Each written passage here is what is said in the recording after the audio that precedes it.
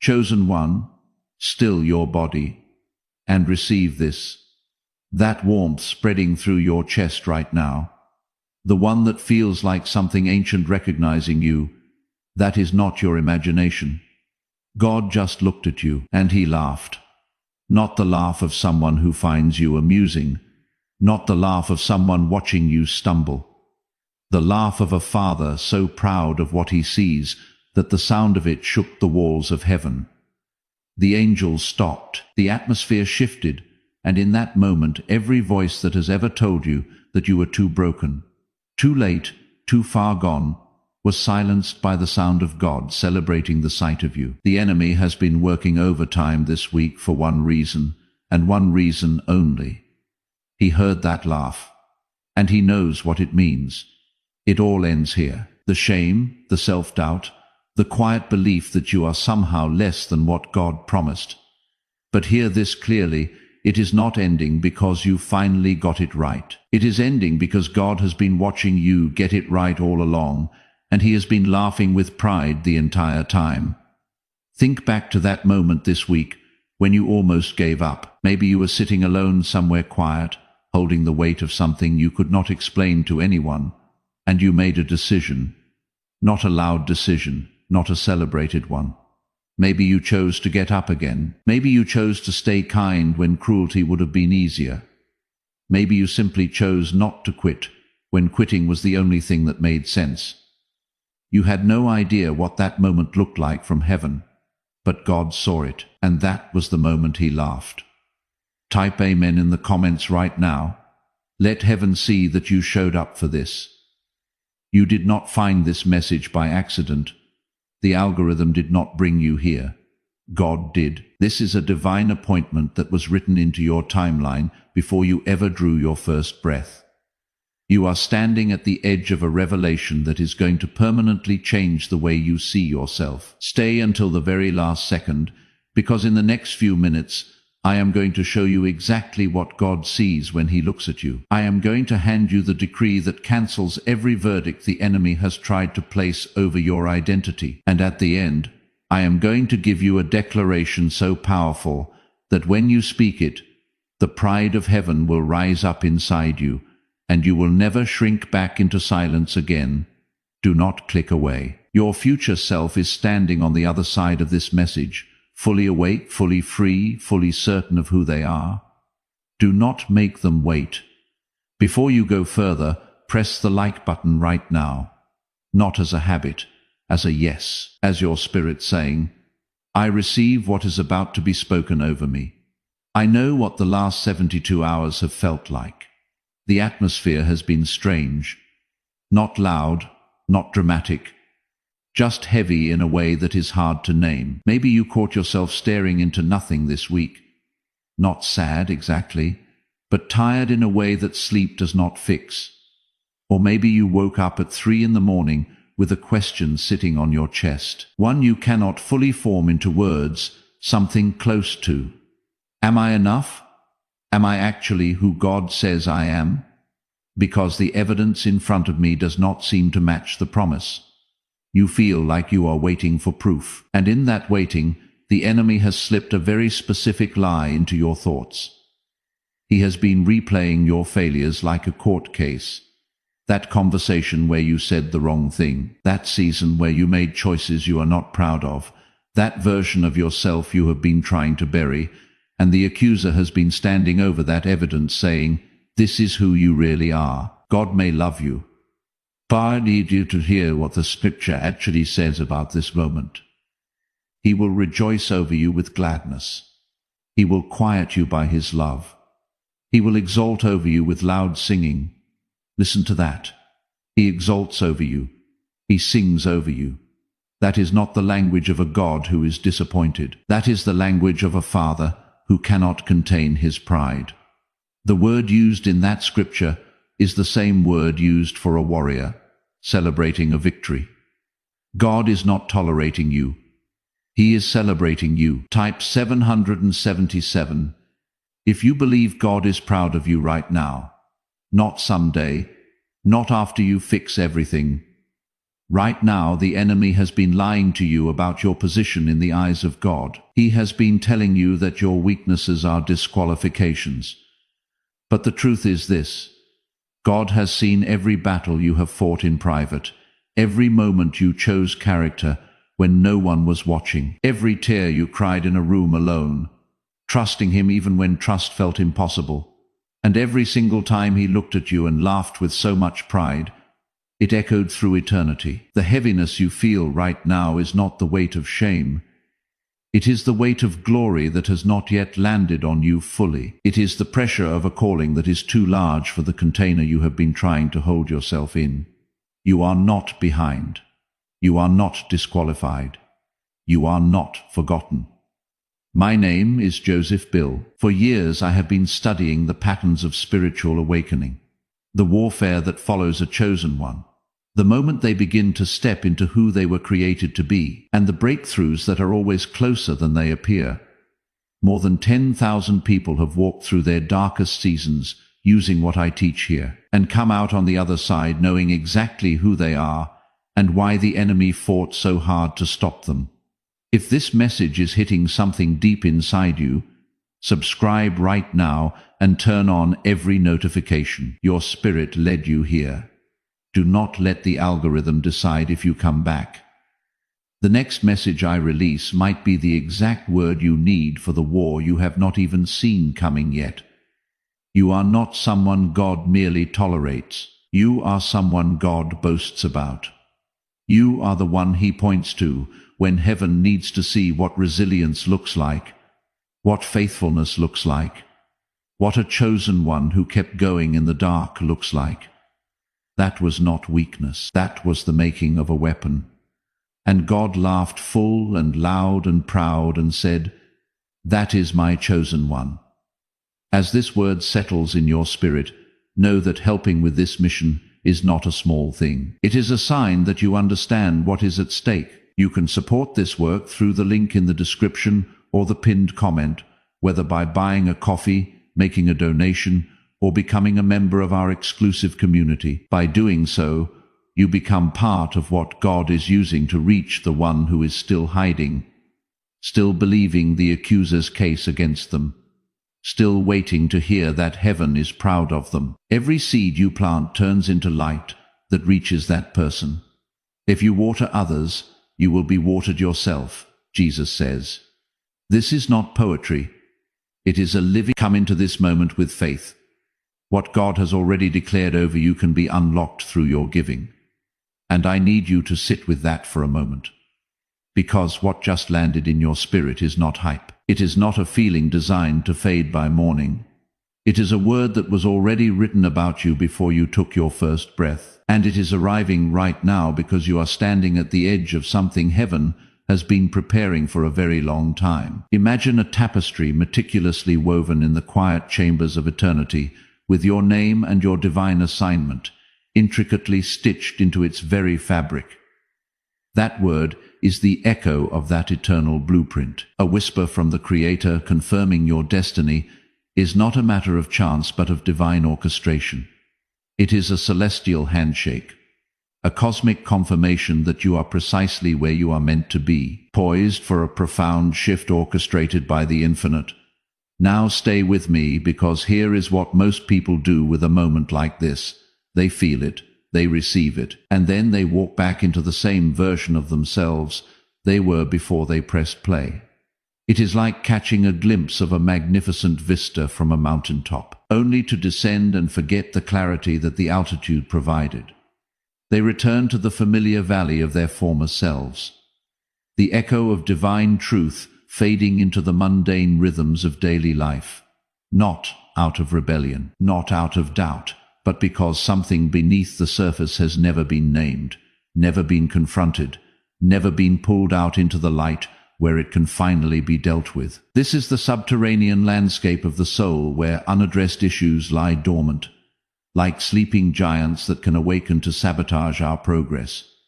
And until that thing is named, every word of affirmation, every prophetic declaration, every moment of spiritual clarity will eventually dissolve back into the noise of a life that has not yet aligned with what heaven declared over it. These divine pronouncements, meant to be foundational truths, become fleeting whispers lost in the cacophony of an unaligned existence.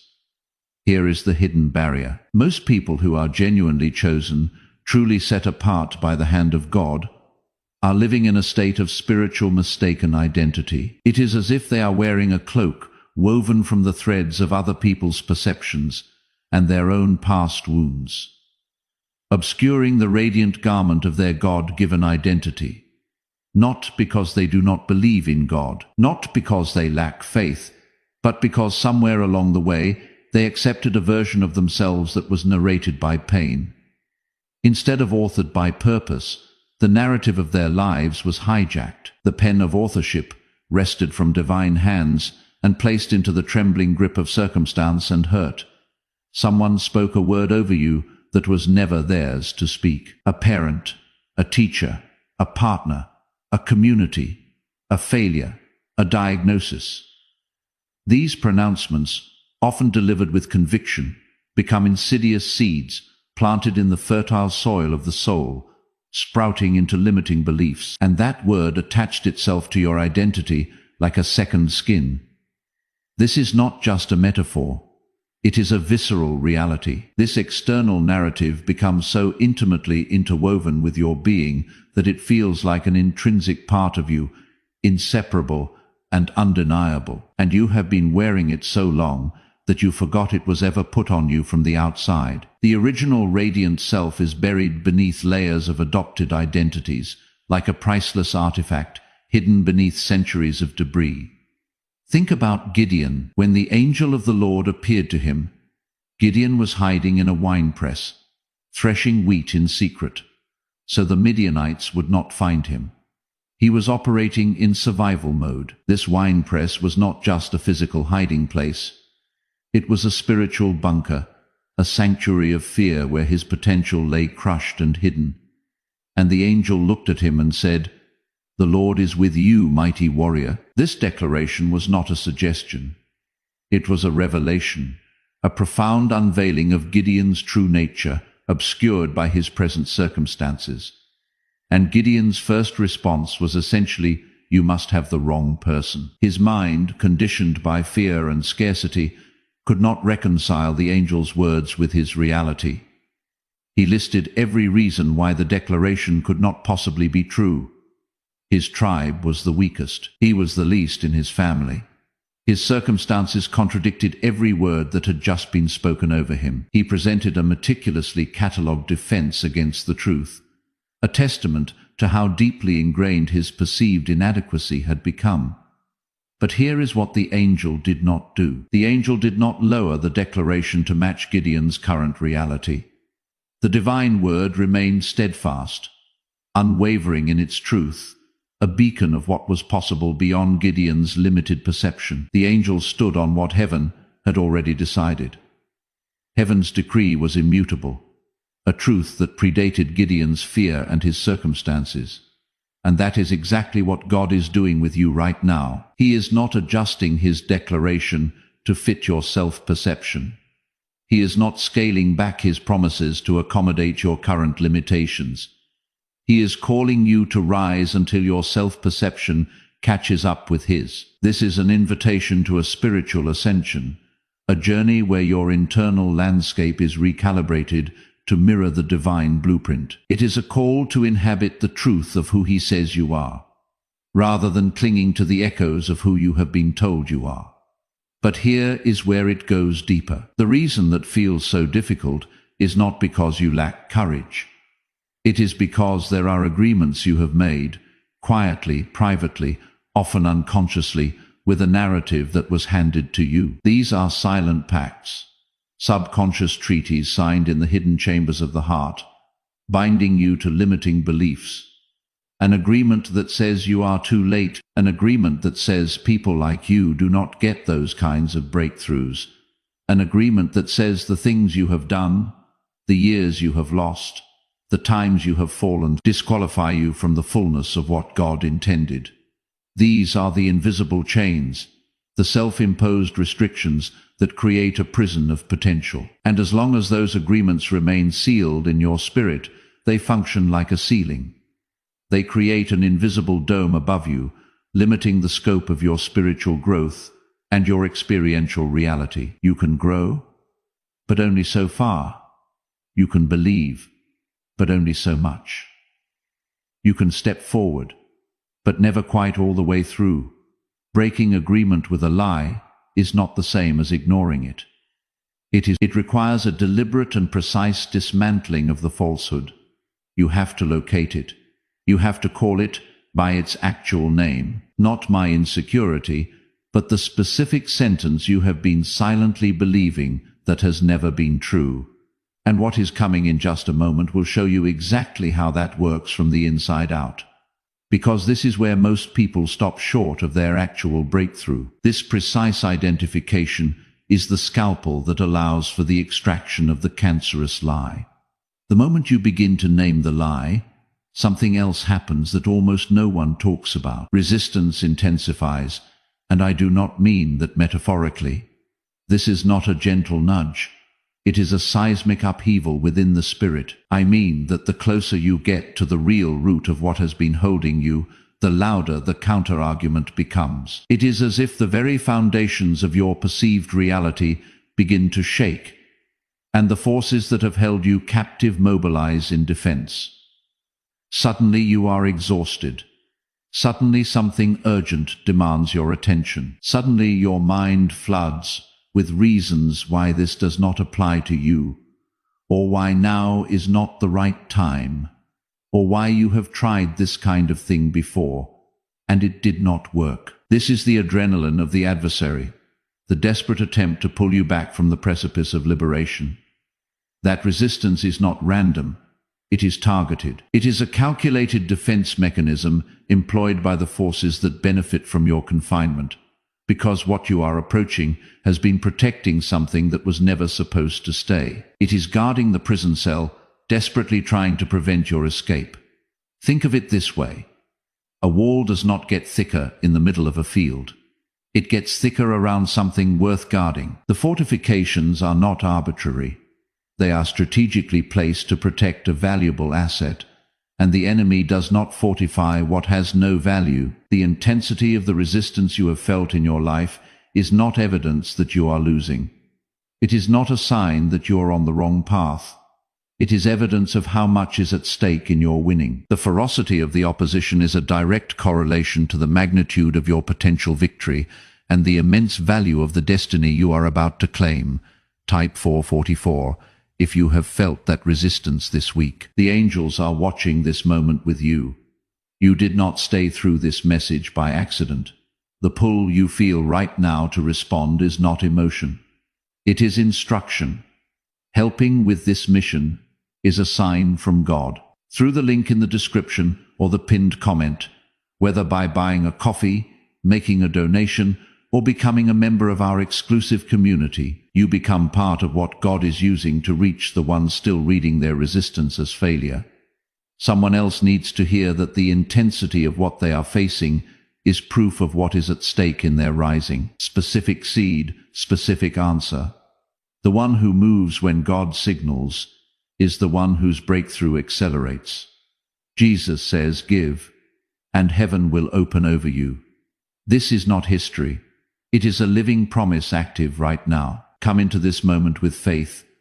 What God has already placed inside you can be unlocked through your obedience.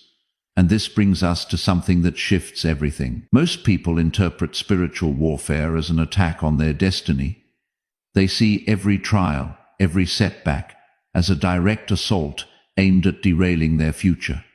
But there is another layer beneath that. Sometimes what looks like an attack from the outside is actually a war being fought around an identity you have not yet stepped into. The enemy is not fighting the person you are right now. He is fighting the person you are about to become. He is launching preemptive strikes against the future.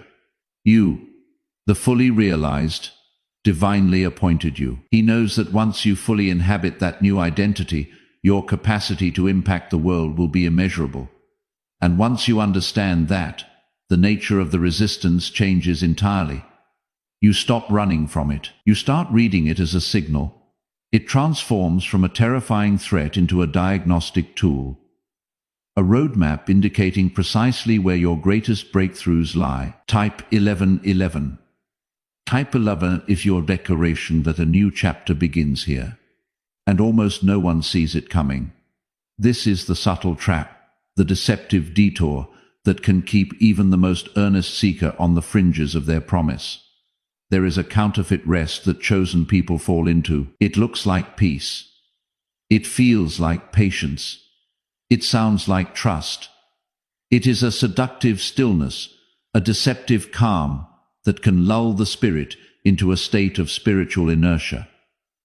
But it is actually a spiritual stall. It is the place where you have stopped striving in the flesh, but you have also stopped advancing in the spirit. The engine of your spiritual momentum has been disengaged, not because of a lack of faith, but because of a quiet paralysis.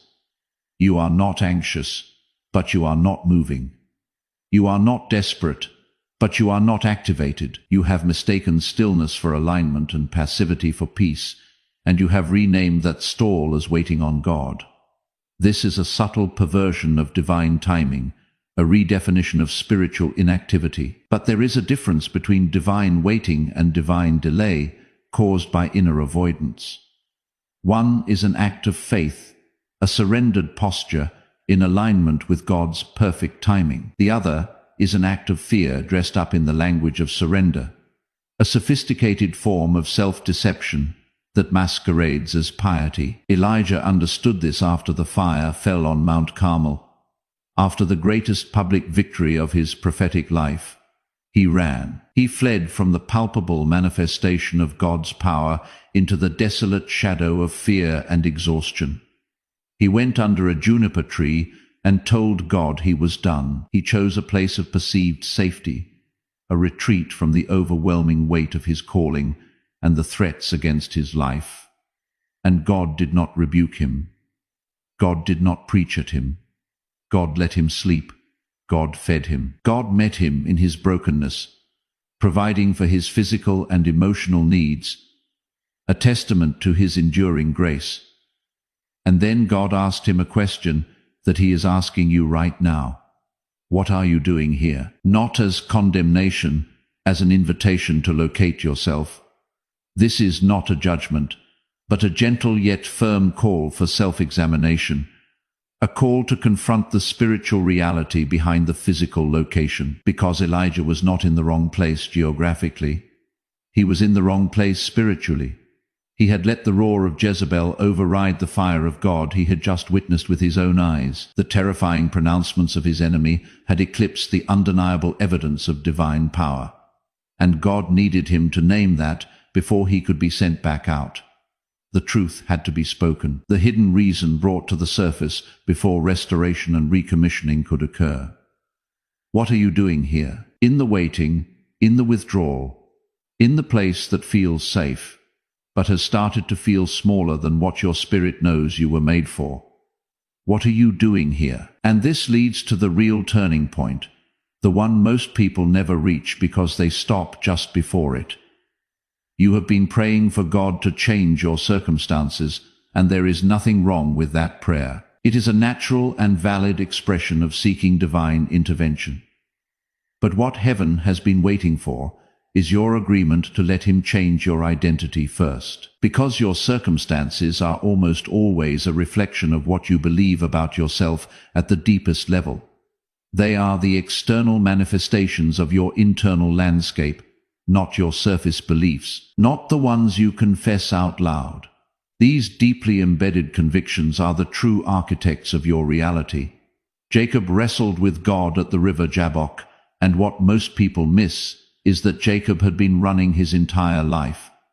He ran from Esau. He ran from Laban. He was always moving, always maneuvering, always working the angle. A life characterized by flight and manipulation. And God finally stopped him at the crossing and said, "We are not going any further until you face something, until you wrestle with it and refuse to let go, until it blesses you."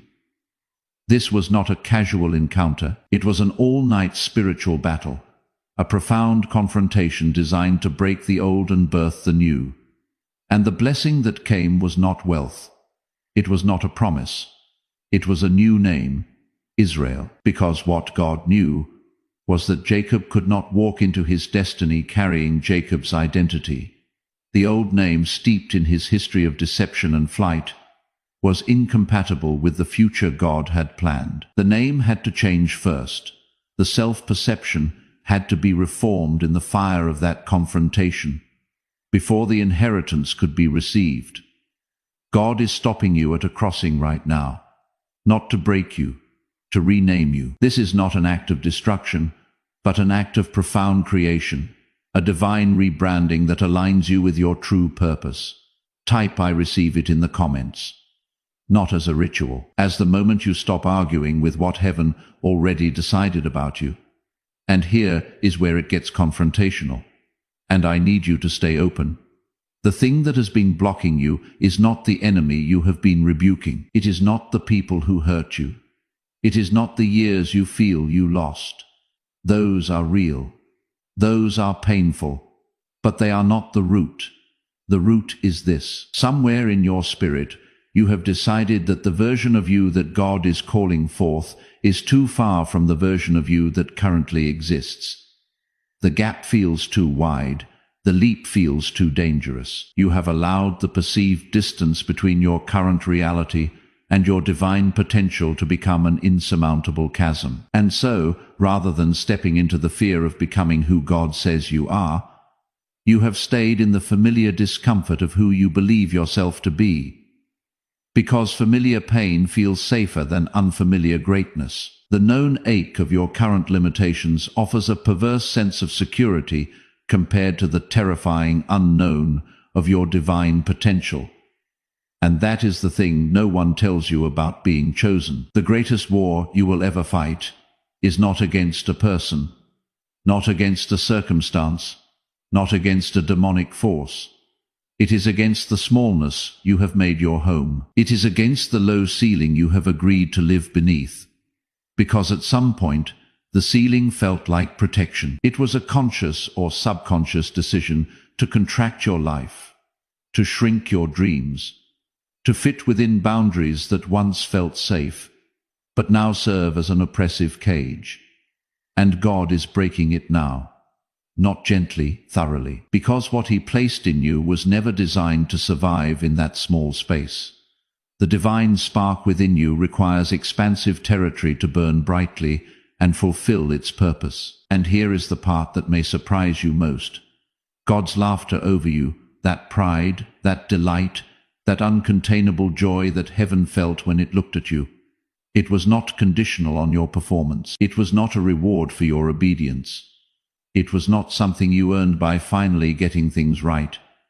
It was the response of a father who looked at what he made and could not contain his pleasure at what he saw. It was the pure, unadulterated joy of a creator marveling at his masterpiece. The way an artist steps back from a finished piece and something rises in the chest that words do not fully hold. That is what God felt when He formed you.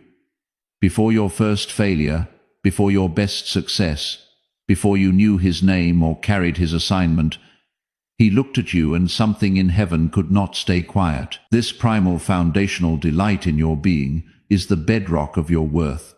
That means your worthiness is not a variable. It is not subject to change based on your actions or your achievements. It is a fixed point in the mind of God, and everything you have been doing to earn it, to prove it, to finally feel like enough, that labor is over. Not because the work is done, but because the foundation was never in question. The struggle to attain worth is a misguided effort, an unnecessary burden, because you already possess it in the eyes of the divine. Place your hand on your heart right now and declare this with me. I release every label that was handed to me by someone who could not see what heaven sees. I break every agreement I have made with a lie that says I am too late, too broken, too far, or too small for what God has declared over my life. I name the resistance for what it is, not evidence of my failure, but proof of what is at stake in my rising. I receive the new name. I receive the identity that was written before my first breath. I step away from the familiar smallness, and I walk toward the terrifying, glorious, appointed fullness of who I was made to be. I am not waiting to become worthy. I am walking as one who already is, and I move forward today, not because everything is perfect, but because God looked at me, all of me, and laughed with pride. And that is enough. That has always been enough. You have stayed through this entire message, and that is not accident. God held you here for this moment specifically. Through the link in the description or the pinned comment, whether by buying a coffee, making a donation, or becoming a member of our exclusive community. Take this final step of faith. This is not supporting a channel. This is the first act of someone who just received a new name. Every seed you release here turns into oil for your destiny, fire for your calling, and safety for your family line. Jesus says, "Let go, and watch what I bring back." Now is your time, my child. Step into it. If this word moves something in you today, do not let it fade. Send this to someone who needs to hear that heaven still sees them. You bring the anointing into your own life as you share. Tell me in the comments what broke open for you today. Type it out. Declarations made in public carry a different weight.